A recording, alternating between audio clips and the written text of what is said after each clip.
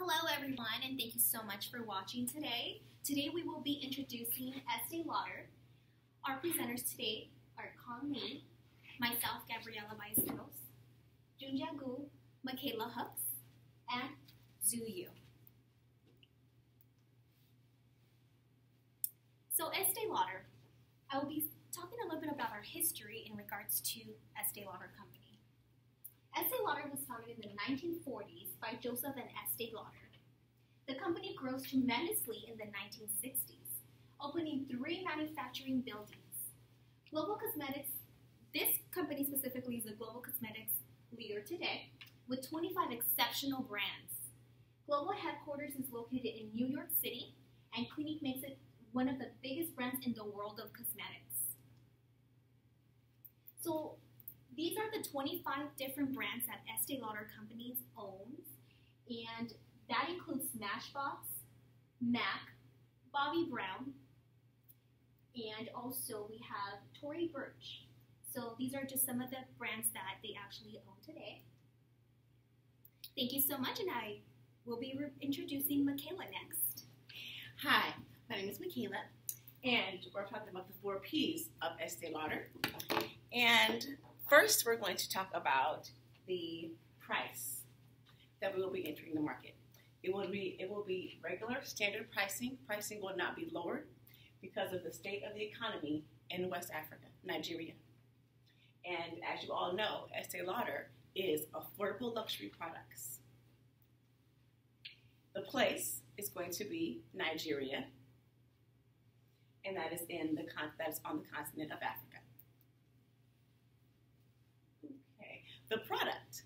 Well, Estee Lauder Cosmetics and our affiliates typically have cosmetic products as well as skincare, but we will be focusing mainly on skincare line because the predominantly population in Nigeria are 50% Muslim women, which wear rarely any makeup at all. And the promotion is going to be through social media and emailing, and we'll also use mobile apps, a new mobile app.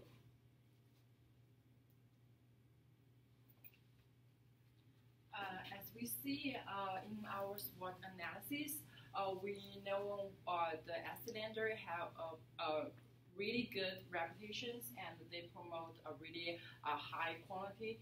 And also at the weakness, we know as there is we didn't design the new product at the Nigeria because they have a dry temperature and the highly sunscreen, and also in the opportunity because they're a developing country and they have we have affordable price for the growing up middle class, and also at the stress because they already have a few of competitors, and also they have a 12% for the tariffs. Nigeria, cultural analysis. Thank you so much. Alright, so geography and topography. Nigeria is a Western African region. Its land mass of 923,768 square kilometers, and Abuja is the capital. The country's topography ranges from high plateaus with mountain ranges, and Nigeria averages 22 to 36 degrees Celsius. Social institutions and family. Due to its masculinity culture, Nigeria has a big inequality gap between women and men. So the family structure consists of families that are large, as having many children will help by working and earning wages for maintaining the family. Typically, men are the head of the household. And then we have education.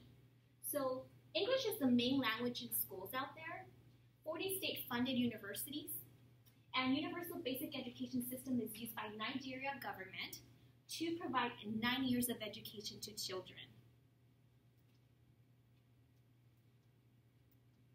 All right, so living conditions, housing, daily life. So urban areas are more affected by malnutrition. We also have rural areas that suffer from malnutrition as well as mainly affecting children. 56% in southwest Nigeria is affected since May many live in rural areas, and large demand of housing is also required. So local attire, some of the local attire in this specific country of Nigeria includes a scarf or headband around the head, which is called a gill. They also have a long sleeve blouse with a V-shaped or round neckline that is called baba. And then also we have Social Security and pensions. So benefits such as compensations for disability have not been successful in the country. Unfortunately, there are many people in Nigeria suffering out there because they cannot afford medical insurance. And the Employee Compensation Act since 2010 is one of the benefits by the government that they currently have at this time. All right, so our 5 cultural dimensions. We have power distance. Power distance is at 80%. This actually consists of, for example, a manager and in a specific job area, they love to micromanage associates. So, for example, if somebody has different ideas or different rules that they want to implement into the line of business, unfortunately, they cannot do that. They have to follow the specific rules of that specific manager. So that's more of an example of how this country is ran at that time. Today, we also have 55%, which is uncertainty avoidance, copes with anxiety. We also have 30% individualism. Individualism is an example of somebody being responsible for their own actions, basically more of independability, being more independent. And then we also have long-term orientation at 13%, which is immediate gratification. Thank you. Hi everybody, my name is Cong. Today I'm going to be talking about Nigeria's economic outlook. In the country of Nigeria, we look at the population, it roughly runs about 194 million. Of that big total right there, if you look at the chart right there, ages between 25 and 54, prime working age runs about 30%. If you look at further up on the chart right there, about 42.54% are children. Historically, in Nigeria, the population growth has been growing about 3.09% from 1951 to 1978. If you look at Nigeria as a whole, their current GDP in 2016 was $405.1 billion. On the chart, it compares Egypt and South Africa in relation to how much GDP they bring in. Nigeria represents about 39% more greater than Egypt, 14% more than South Africa, and 12% of that is in decline since 2012. Currently, right now, Nigeria is in a recession. The economic outlook is a slow recovery for 2018. If you look at the taxes, the CIT rate for the Nigerian government that assesses on corporate income taxes roughly goes about 30%. And if you look at Nigeria as a whole, the Nigerian business environment is considered high risk to foreign investment. Intellectual property is a big problem because it's due to a lot for high corruption. Moving on along, Nigeria's economic industry, the top 3 producers that contributes to GDP is agriculture at 23%. Main exports rubber and coca that goes out to Asia, North and South America, and Europe. The mining industry has a combined GDP of 35.1%. 6 oil companies actually own it, and they have 100% ownership because Nigeria actually lets foreign companies own the oil business over there. A big part of that is due to, recently actually, they found a large uranium deposit. The main export, of course, is oil and gas. And lastly, it's the wholesale retail service sector. Recently, there's been a surge of 16.8% in modernization and urban development. 20% of that land usage is roughly in urban areas. Now, going on to export economy right there, in 2016, if you look at the chart right there, exports are roughly 10% of GDP. It represents 9% earnings for oil and gas, and 2011 actually, there's a 125 billion at its peak. Well, to 2016, there's a 38% drop. India is the biggest trading partner with 19%. Imports is basically 8% of GDP. China is the biggest partner at 35%. If you look at the lower import tax, you're looking at about 12.14%. Trade restrictions in Nigeria, basically the U.S. have an arms embargo on that. Also, another big thing for the USA market for importation of food items is usually due to unsanitary conditions in the supply chain. Moving along, these are the labor statistics for Nigeria. Of the 199 million people, if you look at that right there, 45% of it is part-time workers, 41% is full-time. The average income for the average Nigerian professional is about $480 to $645 USD monthly. Working conditions, agriculture, mining, oil, gas is basically poor. They lack basic food, water, and supplies. They do have a 40-hour work week with benefits that was provided in the Nigeria Act of 1974. But the only exception is for domestic agriculture workers. In Nigeria, they do have a law for child labor. It's all enforced in 36 states. However, through our research, we do know that child labor is still excessive in that country right now. And according to a recent survey that was conducted by Renaissance Middle Class Capital Survey, 92% posted that they had secondary education, 50% skilled professionals, 30% was entrepreneurs, and the response were coming from the city of Lagos and 2 other cities. 7% of that are age 40 and younger. However, work benefits are rare, but not typically provided by employers. This gives you a whole look into the distribution channels of how goods are moved within Nigeria. The main point for the main communication channels is relatively large. They do have land, mobile, broadcast media, internet, 154 million mobile users. That represents about 47 million internet users, which is 24% of the population. Moving right along, Nigeria has a road system that's only 18% paved. It carries 9% of the cross-border traffic. Biggest key indicator right here, if you look at the stats right here, they do have roughly 10 million cars that's mostly operated within the local areas, mostly small operators and passenger cars. The railway system is the most complex in West Africa. They do have roughly 3.5 to 4.3 K of railroads, and that represents about 1.4 million passengers a year. Moving along to the air, they do have 54 airports, three located in Lagos and 2 other cities. They do have an operating airport with carriers, 16 registered carriers actually, 73 aircrafts, 18 of them are operating losses right now, and only 1 actually generate revenue.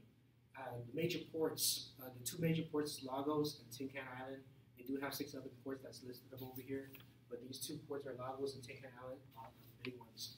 In terms of science and technology, they only represent 2% investment GDP, so they need a big investment in their tech sector right now that goes throughout the entire economy.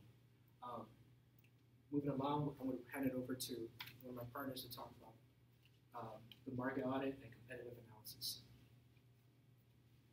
Hi, this is Alice. I will introduce the market audit and competitive analysis. The smoothie healthy skin is every woman's dream, and they will make them look healthy and feel confident. This is the reason why our market into the Nigerian market to introduce our new moisturizer face lotion. So the advantage for our product is we can enhance the skin to make it look fresh and radiant. And we also added SPF 300 to help women to protect their skin from sunscreen. And also people can use it before applying makeup. And also our product is fresh ingredients and has ingredients in order to make for the sensitive skin. And also many women in Virginia, they work in the urban and rural area. So like their skin was damaged by the sun. Our product added the moisturizer, and our product will be perfect for their skincare needs. Our compatibility is our product can perfect for all skin types and for any age, safety for the sensitive skin type, and also our product contain with vitamin E and hormone. And the durability of our product was determined to be a safe moisturizer for all skin types, including the sensitive skin. And we highly recommended our product for when outdoor with the planted power and planted basic ingredients to their basic product making safety and allergic free.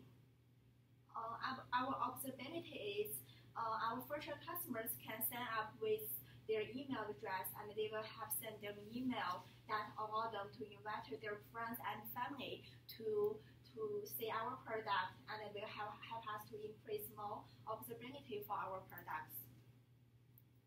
And the market audience is the Nigerian market competition is also aggressive with trigger strong competitors in customers' market.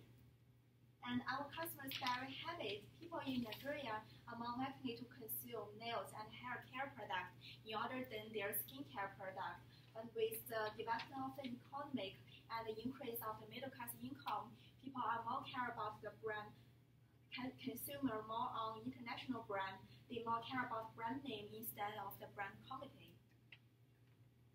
And also our marketing objective is maintain.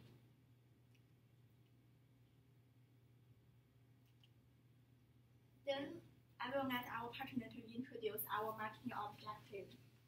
Okay, on the market side, our objective is maintain the Estee Lauder leader position, and we will maintain our the product reputation, and also we need to earn the profit at Nigeria, and also we definitely will satisfy our Nigerian customers who are looking for some moisturizer and sunscreen protection product, and also we need to create a sustainability business.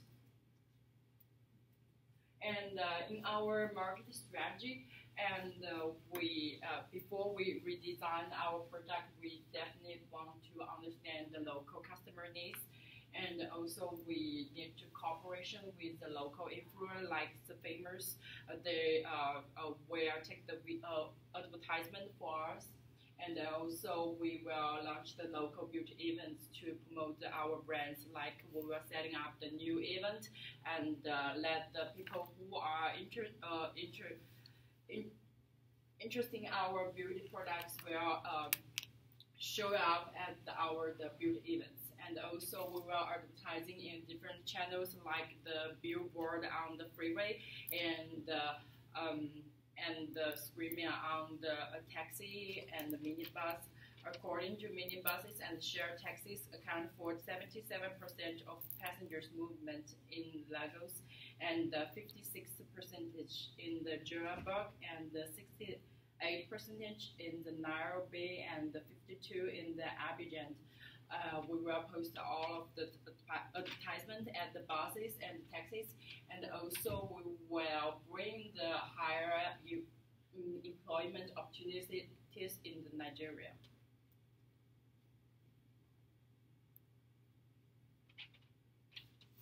We have four other major competitors. Four other major competitors for Estee Lauder Cosmetics are the House of Tara, which is a Nigerian-based company. Zeron, which is also a Nigerian-based company. Then we have the BM Pro. This one is the major competitor for ESL. And lastly, we have the Cuddy Cosmetics. These are all Nigerian-based cosmetic companies. And for our final decision to enter the Nigerian market, we decide no. Okay, how do we stop it? Thank you guys. Bye. That'll work, man. That'll work.